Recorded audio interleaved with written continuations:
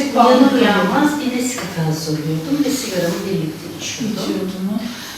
Ama sonra bıraktığımda o ilk günler hiç kalkmaya gerek yok. Merhaba, ben Profesör Doktor Yeşim Uncu, Uludağ Üniversitesi Nihat Özyardımcı Sigara Bırakma Polikliniği sorumlu hekimiyim. Şimdi sigara bırakma polikliniğimize ne yazık ki genellikle bir hekim yönlendirmesi ve bir rahatsızlık sonrası geliyor başvurular. Esasında bizim arzu ettiğimiz bir farkındalık oluşması ve henüz hastalanmadan bu hastalıktan, yani sigarayı bir hastalık olarak kabul ediyoruz biz, bundan kurtulunması. Onun dışında maddi, özellikle yılbaşından sonra sigara ücretlerindeki artışlarla beraber maddi olarak bütçeyi zorladığı için gelen danışanlarımız çok. Bir de aile bireylerinin yönlendirmesi, nişanlısı, işte torunu, kardeşi, kızı, oğlu vesaire, onunla ilgili gelenler de çok.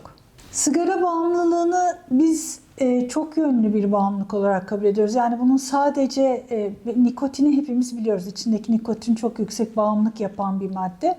Ama sadece farmakolojik bir bağımlılık değil bu. Psikolojik ve sosyal boyutları da çok fazla. Toplumda çok yaygın içiliyor. Ve bunun altında birçok sebep var. Yani davranış, sosyal ortam, özenti, bütün bunların hepsi etkili. Biraz önce yanlış öğrenme olarak söylediğim şeylerin başında bu geliyor zaten. Kişiler sigaraya başladıktan sonra onu genellikle bir şeyle eşleştiriyorlar. Ona bir anlam yüklüyorlar. Mesela işte benim stresimi alıyor ya da işte ben şu ara çok zor bir dönemden geçiyorum falan gibi.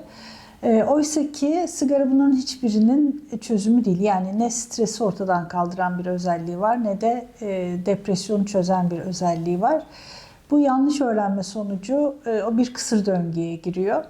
Ve çoğunlukla da o dönemlerde daha çok sigara içiliyor. Ya da sigarayı bırakmış kişiler genellikle yaşadıkları bir stresten sonra yeniden başlayabiliyorlar. Bize başvurudan sonra biz şöyle yapıyoruz. Önce tetkiklerini istiyoruz. Hastayla uzunca bir görüşme yapıyoruz ve onun sigarayı nasıl, hangi alışkanlık, hangi düzeyde bir alışkanlığı var vesaire, bütün bunları belirledikten sonra kişiyle beraber ortak bir plan yapıyoruz. Bu planın içinde bir sigara bırakma tarihi var.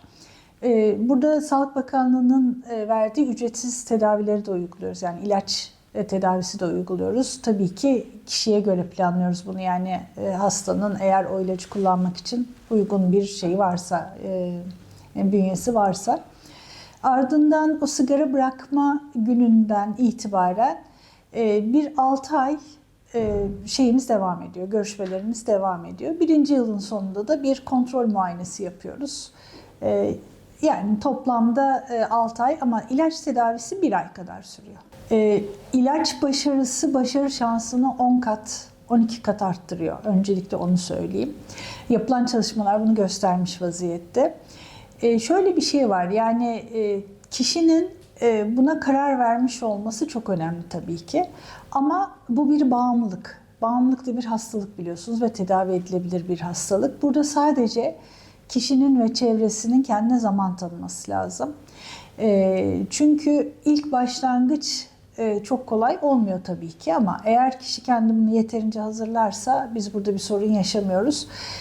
Sonuçta bir hastalık geçirdiğimiz zaman, en basit grip bile geçirdiğimiz zaman bunun bir iyileşme süreci var ve orada bir takım yaşadığımız sıkıntılar var. Bu hakkı kendimize tanımamız lazım, hakkı ve zamanı. Şimdi şöyle söyleyeyim, dünyada en çok öldüren hastalıkları sıraladığınız zaman 8 tane kronik hastalık var ve bunların hepsinin arkasında sigara var.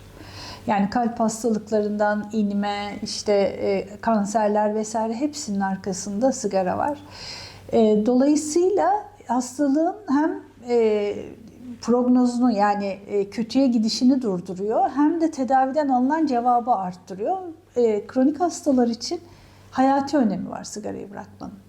Ama tabii ki illa hasta olmayı beklememek lazım. Yani en kısa zamanda sigara kullanan birisinin en kısa zamanda ajandasına sigarayı bırakma için bir not düşmesi lazım. Çünkü hastalanmadan önlemek bizim en istediğimiz şey, en çok istediğimiz şey.